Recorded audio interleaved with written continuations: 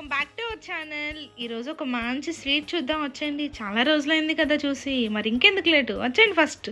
First అయితే కడాయి పెట్టుకొని కొంచెం ఒక 2 స్పూన్లు నెయ్యి యాడ్ చేసుకొని డ్రై ఫ్రూట్స్ వేపుకొని కొంచెం వేడి నీళ్ళు వేసుకొని కుంకుమ పువ్వు కూడా కొంచెం ఒక మరగనివ్వండి. తర్వాత పైనాపిల్ పీసెస్ చిన్న చిన్న ముక్కలుగా కట్ చేసి సగమేమో మిక్సీలో, ఇంకో సగమేమో పక్కన ఉంచుకోండి. మిక్సీ కొట్టుకున్నది మనం పక్కన ఉంచుకున్నవి ఆ నేతిలో కొంచెం వేపుకోవాలి.